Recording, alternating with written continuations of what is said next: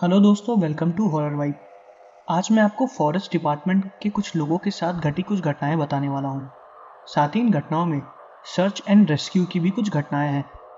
तो वीडियो बहुत इंटरेस्टिंग होने वाली है, इसलिए आप वीडियो को एंड तक ज़रूर देखिएगा। साथ ही मैं आपको ये भी बता दूं कि अगर आप चैनल पर नए हैं और आपको हॉरर स्टोरीज और मिस्टीरियस स्टोरीज सुनना पसंद है तो आप हॉरर वाइब्स को सब्सक्राइब कर सकते हैं। और अगर आपके साथ कोई अजीब सी घटना घटी हो तो उस घटना को आप मेरे इंस्टाग्राम पे मुझसे शेयर कर सकते हैं, जिसका लिंक मैं अपने वीडियो के डिस्क्रिप्शन में दे दूंगा। आपके चैनल सब्सक्राइब करने से मुझे सपोर्ट मिलता है। वीडियो को लाइक ज़रूर करिएगा। साथ ही मुझे कमेंट करके ये भी बताइए कि आपको स्टोरी कैसी लगी और मैं अगली स्टोरी किस टॉपिक पर बनाऊँ। आप में से बहुत लोग मुझे बोलते हैं कि मैं अक्सर बोलता हूँ कि कमेंट करके बताइए कि किस टॉपिक पर वीडियो बनाऊँ, और मैं वीडियो बनाता नहीं हूँ। दरअसल बात यह है कि आप में से बहुत लोग मुझे अलग अलग घटनाओं के बारे में बताते हैं, तो मैं किसी एक पर्टिकुलर घटना पे रिसर्च करके या जिसकी भी घटना मुझे पता चलती है मैं पहले उस पे घटना बनाता हूँ। लेकिन फिक्र ना करिए, आपकी बताई हुई हर टॉपिक पर मैं वीडियोस ज़रूर लाऊंगा। उम्मीद करता हूँ ये घटना भी आपको पसंद आएगी, और जैसे अभी तक आप लोगों ने मुझे सपोर्ट किया है आगे भी सपोर्ट करते रहेंगे। तो ज़्यादा टाइम ना लेते हुए वीडियो को करते हैं शुरू और खो जाते हैं अंधेरों में, अंधेरों में, अंधेरों में। तो ये पहली घटना जो मैं आपको बताने वाला हूँ, ये घटना घटी है मॉरिस नाम के एक आदमी के साथ। ये एक फॉरेस्ट ऑफिसर था, और अब आगे की घटना मैं आपको मॉरिस के पॉइंट ऑफ व्यू से बताऊंगा। मेरा नाम मॉरिस है। ये घटना है 1984 की। 1984 में मेरा ब्राज़ीलियन फॉरेस्ट डिपार्टमेंट में सिलेक्शन हुआ था। मैं बहुत खुश था। मेरे साथ और भी कई लोगों का सिलेक्शन हुआ था, और हम लोग अपनी पोस्टिंग के लिए ब्राज़ीलियन फॉरेस्ट में ही जाने वाले थे। मैं आज तक कभी ब्राज़ीलियन फॉरेस्ट के इतना अंदर तो नहीं गया। मैं उस एरिया में जाना चाहता था जहाँ पर सिविलियंस का जाना मना है। दरअसल कहा जाता है कि वहाँ पर बहुत ही अजीब सी एक्टिविटीज़ होती हैं, और उसी विंग में मेरा और मेरे कई दोस्तों का ट्रांसफ़र हुआ था। उसी विंग के लिए हमें ट्रेन भी किया जा रहा था, और हम उसी विंग में ही गए थे। वहाँ पर सिविलियंस का जाना मना है। हमारी ट्रेनिंग के दौरान हमारे सीनियर को वॉकी टॉकी पर एक इन्फॉर्मेशन मिली। उनको ये इन्फॉर्मेशन मिली कि एक एरिया जहाँ पर सिविलियंस का जाना मना है, उसके एक बड़े से पेड़ पर एक लड़की चढ़ी हुई है जो कि नीचे नहीं उतर पा रही है। ये घटना जब उन्होंने सुनी तो वो बहुत ज़्यादा हैरान हो गए कि एक सिविलियन लड़की जो पेड़ पे भी चढ़ गई और उसको किसी ने चढ़ते हुए देखा भी नहीं, और अब वो उतर नहीं पा रही है। ये घटना सुनने में उनको बहुत ही ज़्यादा अजीब लग रही थी, पर पूरी बात किसी को पता नहीं थी। वॉकी टॉकी पर उनको पूरी इन्फॉर्मेशन नहीं मिल पा रही थी। ये घटना जहाँ पर घटी थी वहाँ से हमारा बेस कैंप करीब 3 किलोमीटर की दूरी पर ही था। ट्रेनिंग के दौरान मैं और मेरा एक दोस्त माइकल था, हम दोनों वहीं पर ही थे। हम दोनों अपने बैच के सबसे होनहार स्टूडेंट थे। हमारे सीनियर ने उस लड़की को रेस्क्यू करने के लिए मुझे और माइकल को भेजा।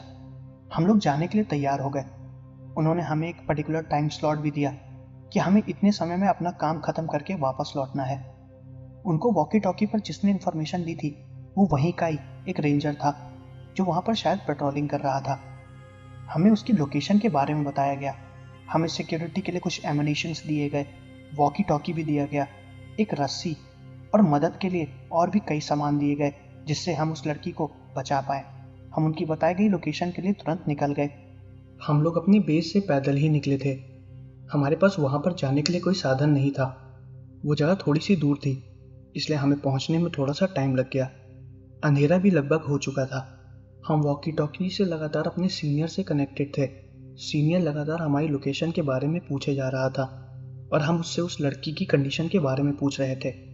तभी हमारे सीनियर ने हमको बताया कि उनका कनेक्शन उस जगह से टूट गया है, और उनके पास कोई भी आइडिया नहीं है कि वहाँ पर क्या हुआ।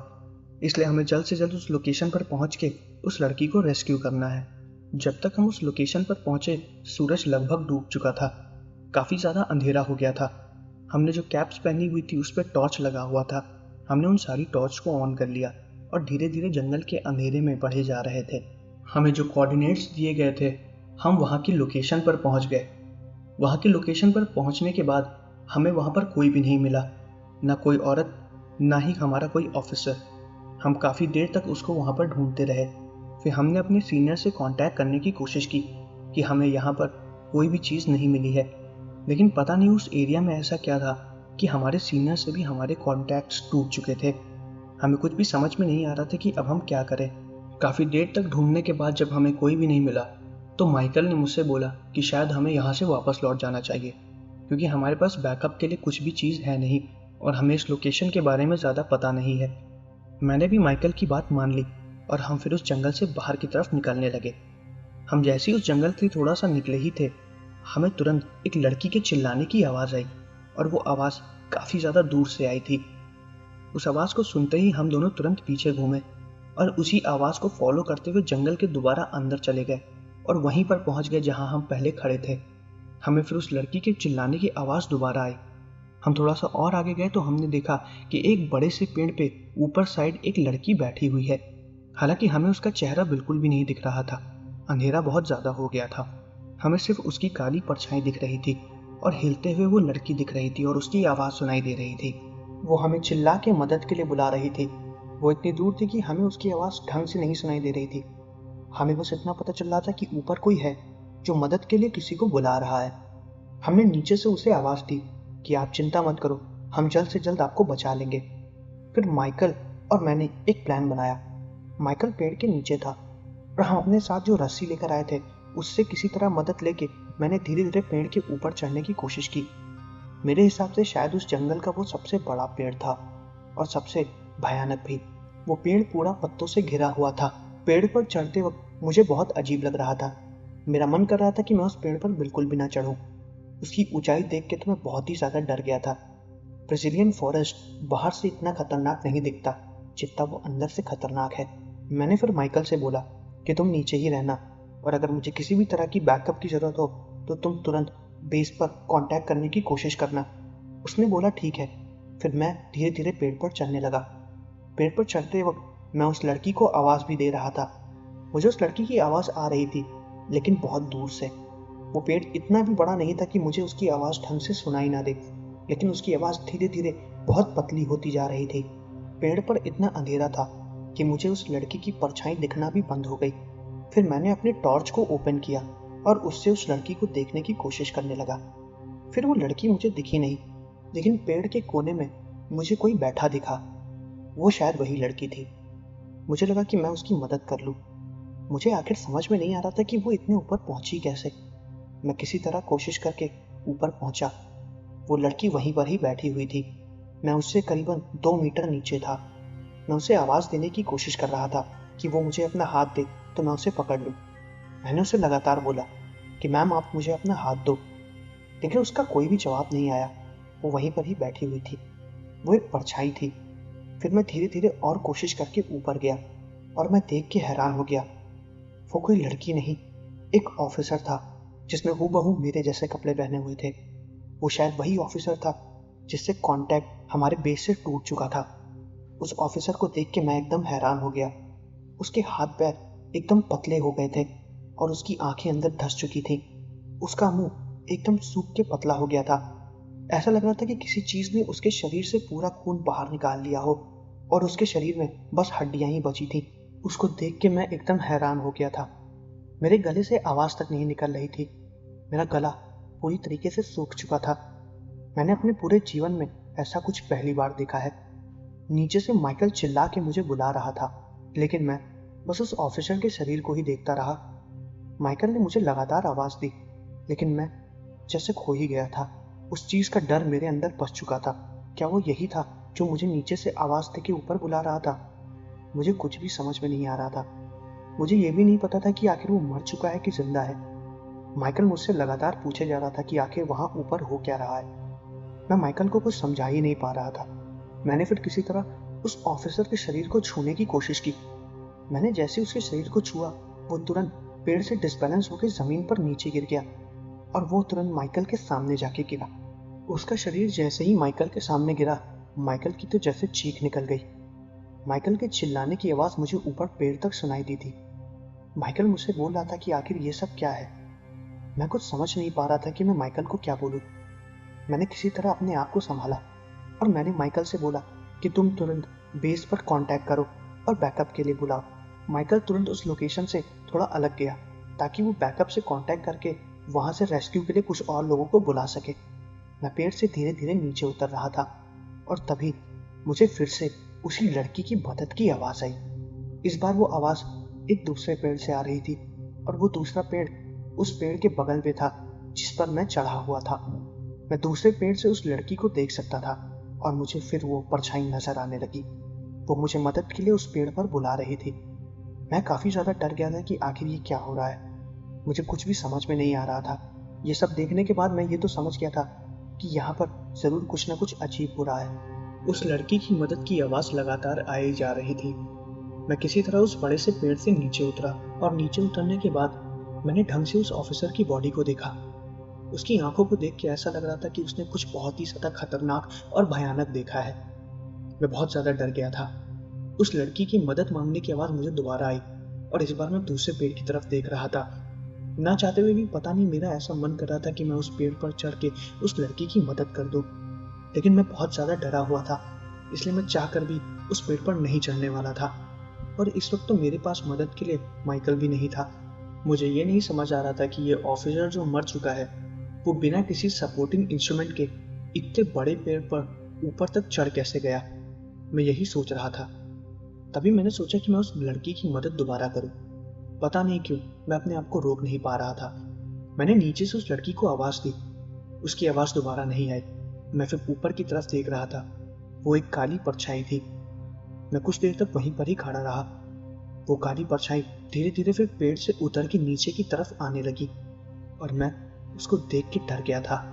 पहले मैंने उस परछाई के नीचे आने पे इतना ध्यान नहीं दिया, लेकिन मैंने ये देखा कि वो उस पेड़ की बड़ी बड़ी डालों को कुछ ही सेकंड्स में पार कर रही थी, जो कि एक नॉर्मल इंसान के लिए बिल्कुल भी पॉसिबल नहीं है। मैं यही देख के एकदम डर गया। उसने फिर अजीब सी आवाज निकाली जिसको सुन के मैं सम्मोहित हो गया था।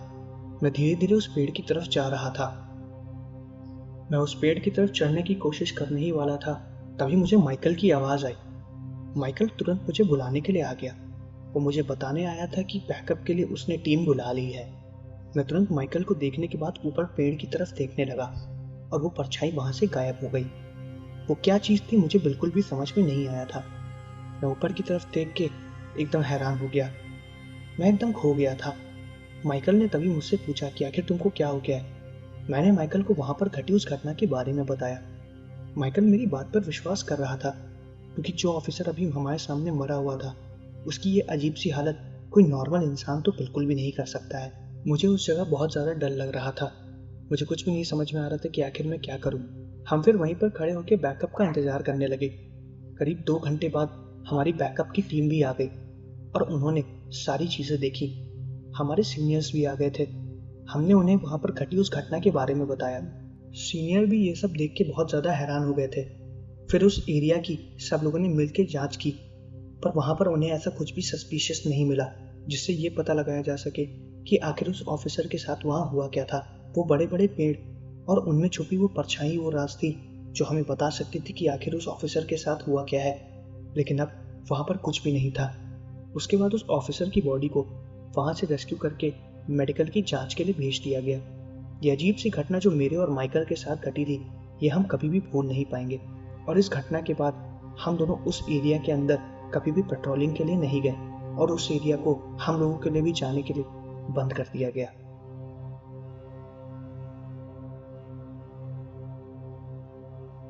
तो ये थी फॉरेस्ट रेंजर के साथ घटी एक पहली घटना।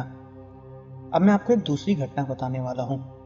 ये दूसरी घटना जिसके साथ घटी थी उसका नाम बैरी था, और अब आगे की घटना मैं आपको बैरी के पॉइंट ऑफ व्यू से बताऊंगा।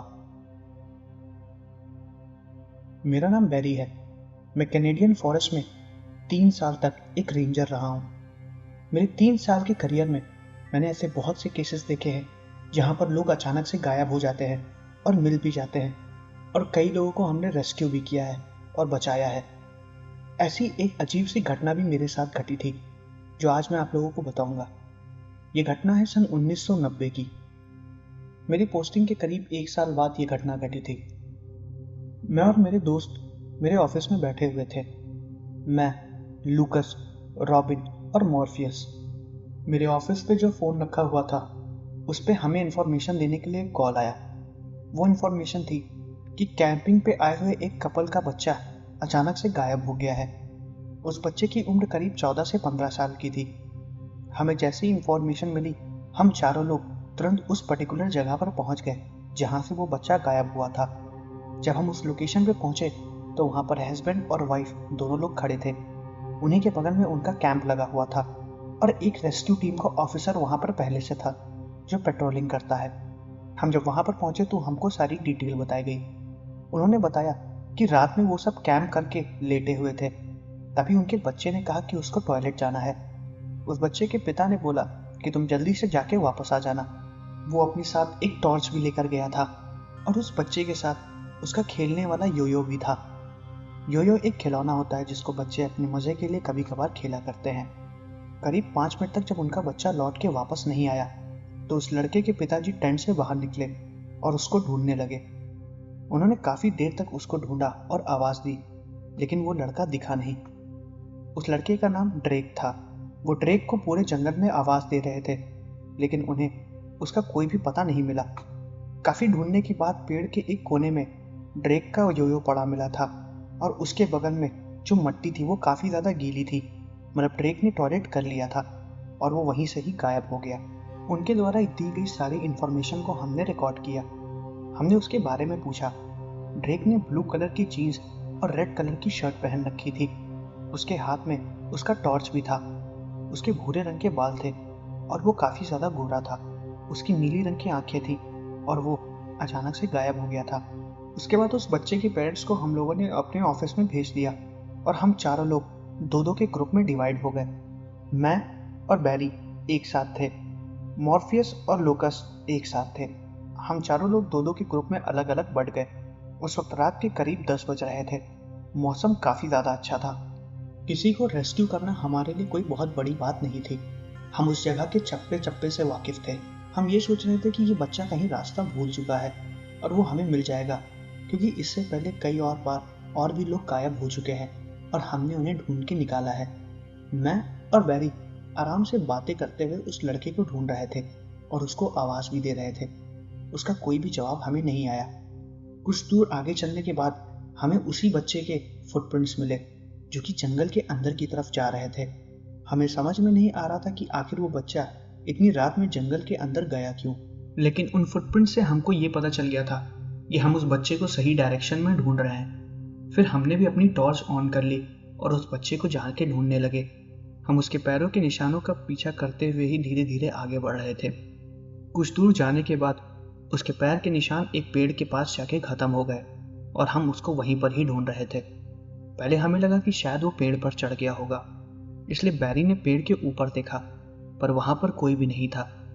हमने फिर उसको चारों तरफ ढूंढा, लेकिन वो नहीं मिला। थोड़ा और आगे चलने के बाद हमने देखा कि वहां पर फिर से उस बच्चे के पैरों के निशान थे, लेकिन सिर्फ एक पैर के, उसके दाएं पैर के। वो निशान देख के हम बहुत ज्यादा डर गए थे। आखिर एक पैर के निशान कोई क्यों ही बनाएगा। मैं और बैरी एक दूसरे से इसी बारे में बात कर रहे थे। थोड़ा और आगे चलने के बाद हमने देखा कि उस बच्चे के जूते वहीं पर ही पड़े हुए थे और वो उसके बाएं पैर का ही जूता था जिसपे हल्का सा खून लगा हुआ था। हमने जैसे ही उस जूते को देखा हम दोनों बहुत ज्यादा हैरान हो गए। उसके जूते पर लगे हुए खून से हमें ये पता चल गया था कि वो बच्चा किसी बहुत बड़ी मुसीबत में फंस गया है। हमने तुरंत वॉकी टॉकी से इंफॉर्मेशन अपने बेस पर दी और वहां से बैकअप के लिए कुछ लोगों को बुलाया। बैकअप आने में थोड़ा सा टाइम था, इसलिए मैं और बैरी उस सिंगल फुटप्रिंट को फॉलो करते हुए जंगल के अंदर जा रहे थे। जंगल के अंदर जाते वक्त हमें धीरे धीरे उस बच्चे के और सामान मिलने लगे, जैसे दूसरे पैर का जूता, उसकी टी शर्ट, और कुछ आगे चलने के बाद हमने देखा कि उसकी टॉर्च वहीं पर ही पड़ी हुई है और उस टॉर्च पे भी खून लगा हुआ था। वो बच्चा बहुत बड़ी मुसीबत में था। बैरी वहीं पर खड़ा होकर उसको जोर जोर से आवाजें दे रहा था, लेकिन उसका कोई भी जवाब नहीं आया। हमें लग रहा था कि शायद उसको कोई जानवर उठा लेके चला गया है, लेकिन वो एरिया किसी भी जानवर का नहीं था। वहां पे आराम से लोग आ जा सकते थे। मेरे करियर में पहली बार ऐसी घटना हमारे साथ घटी थी। हम लोग कुछ देर तक वहीं पर ही खड़े रहे। तभी मुझे एक बड़े से पेड़ के पीछे से एक बच्चे के हंसने की आवाज आई। वो आवाज सुन के मैं एकदम चौंक गया। मेरे साथ बैरी भी उस तरफ देखने लगा। वो हंसने की आवाज मुझे और बैरी दोनों लोगों को सुनाई दी थी। बैरी ने तुरंत अपनी रिवॉल्वर बाहर निकाल ली और मैंने बैरी से कहा कि तुम शांत रहो, डरो नहीं, शायद वो बच्चा हमसे मजाक कर रहा है। हमने फिर उस बच्चे को आवाज दी, लेकिन हमारे आवाज का कोई भी जवाब नहीं आया। हम धीरे धीरे उसी डायरेक्शन में जा रहे थे जिस तरफ से हमें हंसने की आवाज़ आई थी। वहाँ पर हमें ढेर सारे बड़े बड़े पेड़ दिखे और उस पेड़ के अंदर बड़े बड़े गड्ढे भी थे। उस एरिया में वो पेड़ हमने पहली बार देखा था। शायद मैंने और बैरी ने वो जगह कभी एक्सप्लोर ही नहीं की। मैं बहुत ज़्यादा हैरान हो गया था। आखिर वहाँ क्या चल रहा था हमें कुछ भी समझ में नहीं आ रहा था। फिर काफ़ी देर तक हमने उस बच्चे को ढूंढा, लेकिन वो हमें नहीं मिला और नहीं उसके मिलने के कोई निशान। हम इस बात को मान चुके थे कि वो बच्चा अब नहीं बचा है और मर चुका है। हालांकि हमें जो हंसी की आवाज़ आई थी वो शायद हमारा कोई वहम था। हमने इस बात को अपना वहम मान लिया और फिर उस लोकेशन से चले गए। हमारी बैकअप की बुलाई हुई टीम भी उस लोकेशन पर पहुंच गई जहां पर हमने उसे आने के लिए बोला था। हमने अपने टीम मेंबर्स को सारी इन्फॉर्मेशन प्रोवाइड कराई। उसके बाद हम लोग अपने ऑफिस पे दोबारा चले गए। जो बैकअप की टीम आई थी उसने लगातार 2 दिन तक उस बच्चे को ढूंढा, लेकिन वो उन्हें कहीं भी नहीं मिला। सब लोग ये मान चुके थे कि वो बच्चा मर चुका है और अब हम लोग उसको ढूंढना भी बंद करने वाले थे। उस बच्चे के पेरेंट्स ने काफ़ी रिक्वेस्ट की कि हम उसे और ढूंढें, लेकिन उसको ढूंढने की सारी जगह हम लोगों ने पहले ही छान मारी थी और हमें उसका कोई भी सुराग नहीं मिला था। उस बच्चे के जूते पे लगा हुआ खून और टॉर्च पे लगा हुआ खून उससे साफ जाहिर हो रहा था कि वो मर चुका है। धीरे धीरे उस बच्चे को ढूंढने का काम बंद कर दिया गया और इस हादसे को 1 महीने से ज़्यादा बीत चुके थे। हम फिर अपने काम पर दोबारा लग गए। मैंने और बैरी ने जिस जगह को एक्सप्लोर नहीं किया था, ऐसी पेट्रोलिंग के वक्त हमने और बैरी ने सोचा कि आज उस जगह पर चलते हैं और देखते हैं कि आखिर वो चीज़ है क्या। वहाँ पर इतने बड़े बड़े पेड़ आखिर हैं कैसे। उस वक्त दोपहर के करीब 2 या 3 बज रहे थे। मैं और बैरी उसी वक्त वहाँ पर गए। वहाँ पर काफ़ी ज़्यादा बड़े पेड़ थे। उस वक्त रात के अंधेरे में वो पेड़ बहुत ही ज़्यादा डरावने लग रहे थे, लेकिन उस वक्त वो पेड़ काफ़ी ज़्यादा नॉर्मल थे, लेकिन बड़े। उनमें काफ़ी बड़े बड़े छेद भी थे जिनमें कोई भी आराम से फिट हो सकता था। और उन्हीं में से एक पेड़ में हमें उस बच्चे की लाश मिली जो कि उन पेड़ के एक बड़े से छेद में दबी हुई थी। और उस लाश को देख के मैं और बैरी एकदम डर गए थे। ऐसा लग रहा था कि उसकी बॉडी को ज़बरदस्ती उस पेड़ के अंदर डाला गया हो। उसके शरीर का आधा हिस्सा बाहर निकला हुआ था। उसको देखते ही हमने तुरंत मेडिकल टीम को बुलाया और अपने सीनियर्स को इसके बारे में इन्फॉर्म किया और साथ ही उस बच्चे के माता पिता को भी, ताकि वो इस बॉडी को देख के उसकी शिनाख्त कर सकें। करीबन 2 घंटे में सारी टीम और उसके माता पिता भी वहाँ पर पहुँच गए। उन पेरेंट्स ने जब अपने बच्चे को देखा तो वो लोग बहुत ज़्यादा परेशान हो गए और रोने लगे। वो उन्हीं का ही बच्चा था, लेकिन उस वक्त वहाँ पर वो कैसे पहुँचा हमें कुछ भी समझ में नहीं आ रहा था। रात के वक्त उस पेड़ की मैंने और बैरी ने अच्छे से जांच भी की थी, लेकिन वहाँ पर उस वक्त ऐसा कुछ भी नहीं था। हमें उस बच्चे की बॉडी पे एक भी निशान नहीं मिले। ऐसा लग रहा था कि किसी ने उसके साथ किसी भी तरह की कोई ज़बरदस्ती नहीं की है। वो अपने मन से उस पेड़ के अंदर गया है। कुछ भी समझ में नहीं आ रहा था कि आखिर वहाँ पे ऐसा क्या हुआ उस बच्चे के साथ। ये घटना काफ़ी ज़्यादा अजीब थी और इसकी गुत्थी हम लोग कभी भी सुलझा नहीं पाए और आज तक वो चीज़ मिस्टीरियस ही है। तो दोस्तों, ये थी कुछ घटनाएं। मैं आशा करता हूँ कि आपको वीडियो पसंद आई होगी। अगर आपको वीडियो पसंद आई तो चैनल को सब्सक्राइब करना मत भूलिएगा। साथ ही वीडियो को लाइक करिए और मुझे कमेंट करके ये भी बताइए कि आपको वीडियो कैसी लगी और मैं अगली वीडियो किस टॉपिक पर बनाऊँ। मिलते हैं अगले वीडियो में।